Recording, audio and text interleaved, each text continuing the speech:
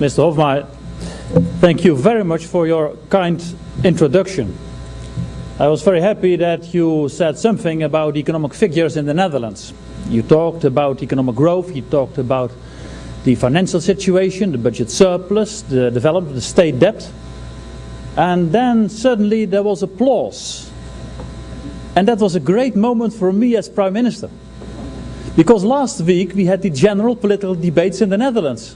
And I talked about the same figures. And I only got criticism. And now you're in New York and everybody's happy. It's so good to be here.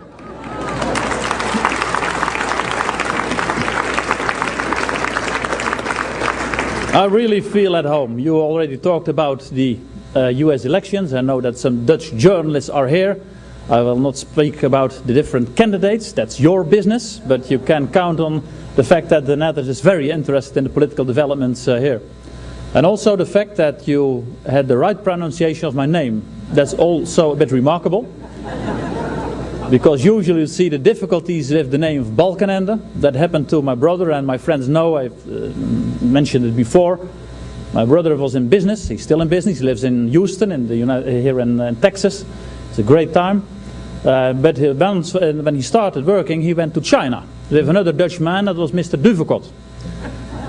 And then you had Mr. Duvekot and Mr. Balkenende going to China. And then the pronunciation of these two typical Dutch names. But the Chinese found a solution. They just spoke about Mr. Difficult and Mr. Broken Leg. You did it very, very well. But I think it's good to start my speech, and I gave the title to it, Connected Lives, Connected Futures. Your Excellencies, ladies and gentlemen, do any of you know the name Sarah Rapalje? I don't think so. Probably not. And yet she was an important person in the history of this great city. As far as we can tell, Sarah Rapalje was the first European baby born here. Her parents came from Amsterdam in 1624 on a ship that belonged to the West India Company. Their voyage across the Atlantic took 4 months. They were newlyweds. He was 19 years old, she was 18. And today we would call them deprived. They had no money, no education, and nothing to lose. They came to Manhattan, hoping against hope for a better life. 1 year after they arrived, their daughter Sarah was born. These people, and a few others like them, were the first to seek their future in New Netherlands. They were the pioneers of this new colony. The first Europeans to farm the land, build houses, and open shops. Sarah's father started a grain trading business and ran a tavern. And next year, and you refer to that, it will be 400 years since Henry Hudson was commissioned by the Dutch to explore the waters here. His fame is well deserved. He is an icon of our shared history. But Sarah Rapalje's name is also worth remembering, because her first infant cries were a sign that something had changed for good in these shores. In 2009 we will celebrate the shared heritage and values which were left behind by Sarah and her descendants. The festivities will be called New York, Made in Holland 1609. Or, well, it's a good title, don't you think? And if that takes too much time, then you can say New York 400. There will be cultural, historical, political and business events in this city and in the Netherlands. And yesterday we had in Wall Street a very good meeting with a lot of business people, because we spend money, of course, on it. And in the government we have a clear support for all the activities, but we cannot do it alone. So yesterday we had a meeting with business people who will support us. And they will take up their responsibility. And I said yesterday, if you want to say something about corporate social responsibility, then a good example is support the Dutch government with all these activities. And I repeat this message tonight. So if you are willing to support the activities, my advisor Karel van Oostrom will pick up your names. You can give the business cards and we will contact you. Ladies and gentlemen, I'm very glad to be here with you today. My country, the Netherlands, is proud of the special ties that have joined our countries for so long. We were the first country to salute an American ship during your War of Independence.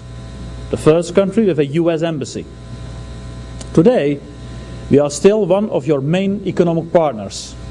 In 2006, more US direct investment was made in the Netherlands than in any other country in the world. And Dutch investments in your country account for 440,000 jobs. The name Wall Street, or Walstraat, as it was called in the time of the first Dutch settlers in Manhattan, is a great symbol of these intense economic relations. And against this background, we share concerns about the current financial crisis. This crisis has global dimensions. To address it, we need international action, and for this we need worldwide cooperation. Let us start between the US and Europe. Together we should work for more transparency, supervision and better risk management in the financial sector. Ladies and gentlemen, 4 years ago I spent some time in hospital with a very serious foot infection. The US ambassador at the time, Clifford Sobel, gave me a book that fascinated me. And I must say, Clifford, I'm very happy that you're here. Ambassador Cliff Sobel and his wife Barbara. We became good friends. And it's really good that you're here. We appreciate it very, very much. And he gave me the book, and you can find it on your table, the book of Russell Shorto, The Island at the Center of the World. It's about the birth of New York in the early 17th century when it was still a Dutch colony. When I was in hospital, and I had to stay there for more than 4 weeks, I got a hardcover copy of it. You do not have a hardcover, but the ambassador is a very rich man. Thank you for that hardcover copy. And what interested me most in the book was the way Shorto gives a historical basis for the similar values that still exist today between our societies. Shorto describes New Netherlands as a melting pot, a place where people were testing forms of local democracy. A dynamic and free society where it didn't matter where you came from, what counted was where you were going. That spirit of freedom was typical of the Netherlands, or as it was called then, the Republic of the United Provinces. In those days we spoke about republic, but no reason for concern. Now we have a monarchy.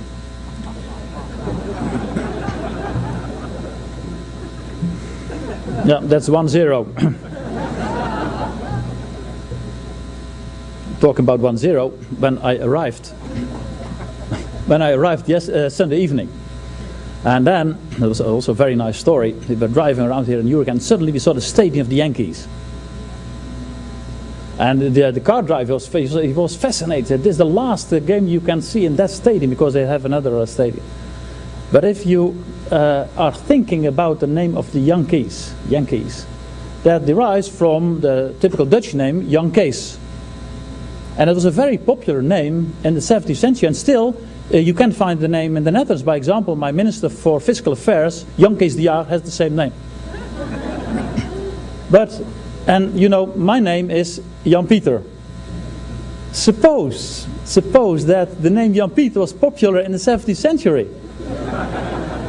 Then maybe you would have had a great baseball team, the Jan Pieters in New York. That's not the case, unfortunately.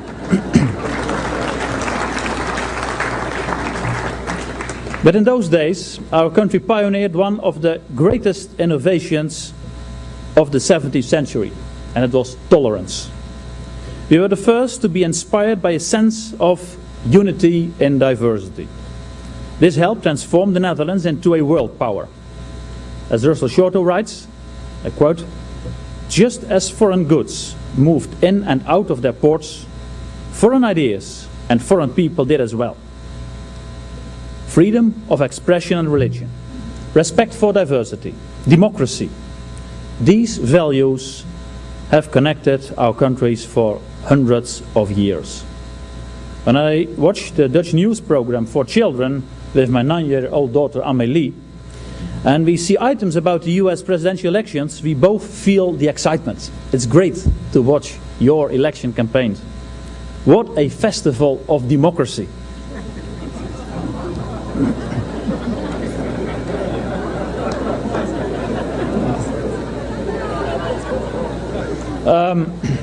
We can have a discussion about it later.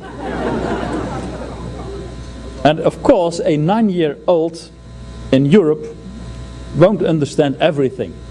Swing states, she asks. Has that got something to do with dancing? But a feeling that something important is going on, and the excitement generated by democracy in action, any European child can understand that. And I remember the time when I was in high school. And that was the time there was an election campaign between Nixon and McGovern. And I was not obliged to follow it.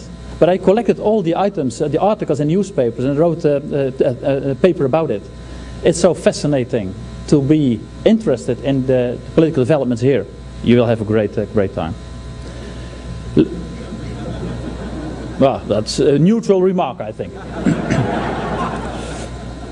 Let's always remember that Europe and the United States are two of a kind, because we share the same moral foundations, which give us the strength to meet the challenges of the future.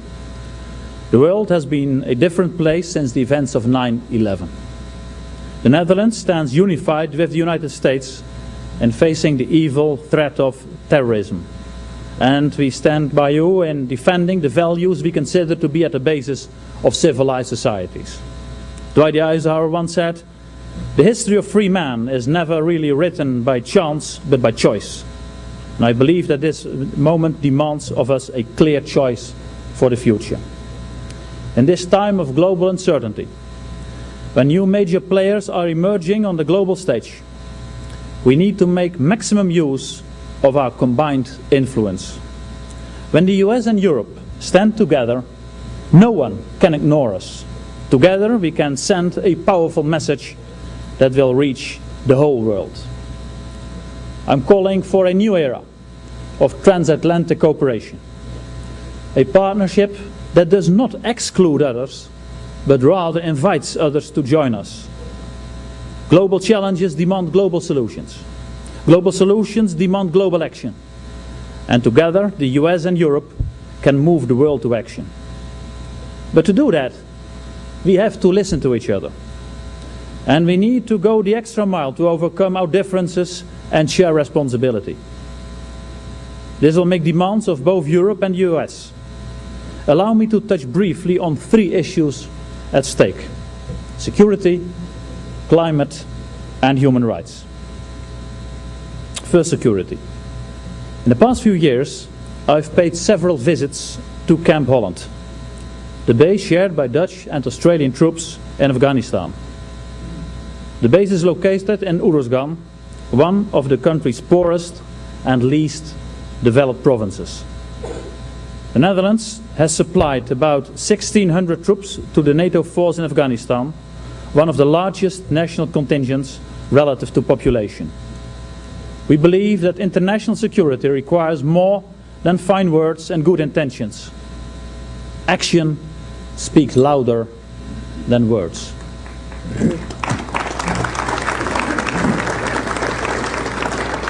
Around Tarankout, the capital of Uruzgan province, a sense of security is gradually taking hold.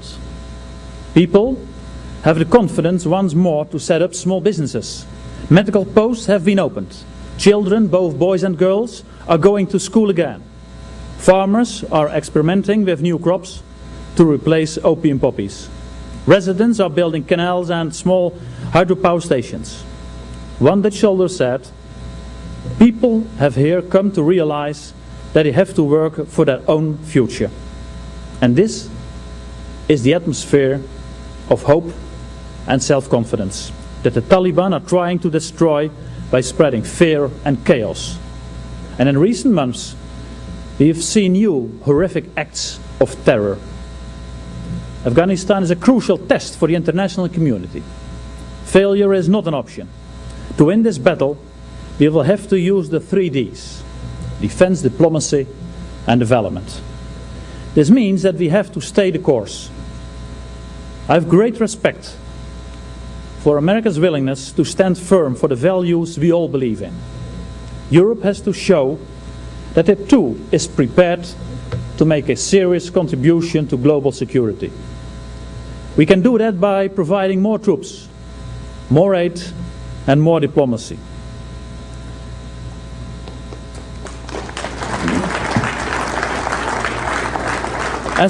As a member of NATO and the European Union, the Netherlands advocates a greater European role and tries to set a good example. The Center for Global Development, an independent US think tank, publishes an annual Commitment to Development Index. The index measures rich countries' contributions to development, good governance and security.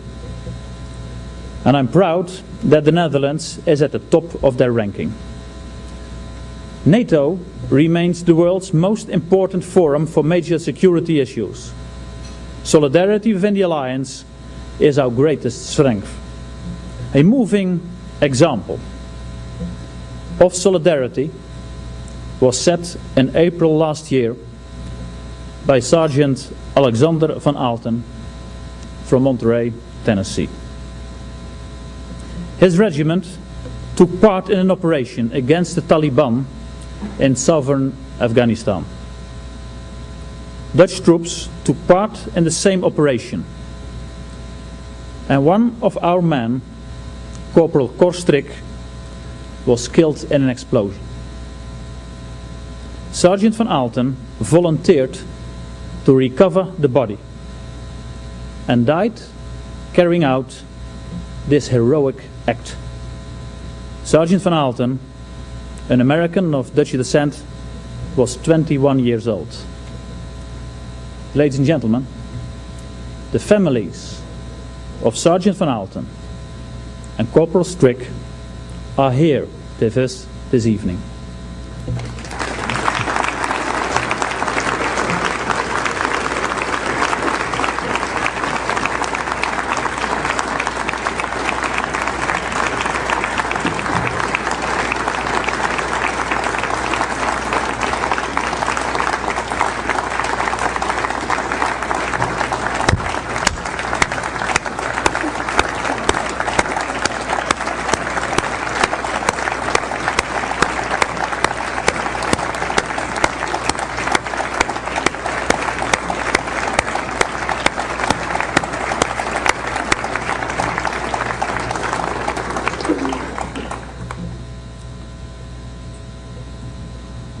Thank you.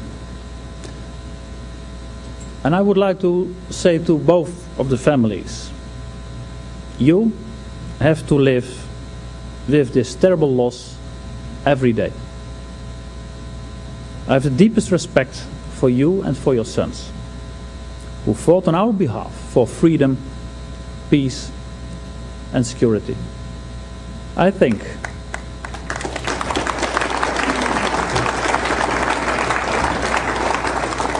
that the lives of Alexander and Cor are so important for everybody, because they paid the highest price you can give. They gave their lives for the freedom of others. They deserve the deepest respect and admiration. Sergeant van Aalten and Corporal Strick are the heroes of our time, because you can choose for the easy way. And they did what was necessary. They were in a difficult, in a dangerous area. They gave their life, and we will never, never forget Alexander and Cor. And for me as a Dutch Prime Minister, it's of great significance that you're here. I'm proud of you.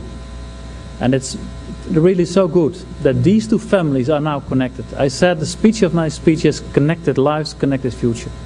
And I know that also your future will be connected. It's great that you're here. And I think of this whole evening, this is for me the most moving moment. Thanks for being here.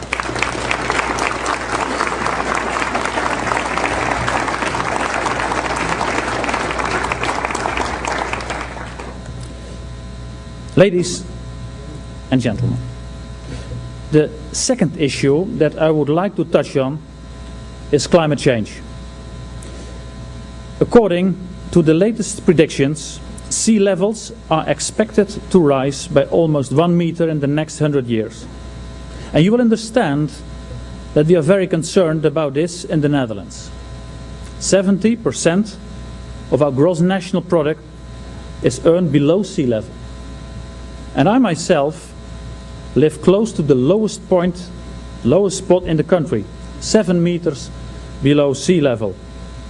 And that's the level of the North Sea. So you can imagine that the issue of climate change... Oh, that's a mobile phone. That's happening always to me. I'm talking about a serious issue. I'm explaining it. I'm living 7 meters below the sea level. That's a dangerous situation. And then suddenly the mobile phone. That happened also to me when I was professor at the Free University in Amsterdam.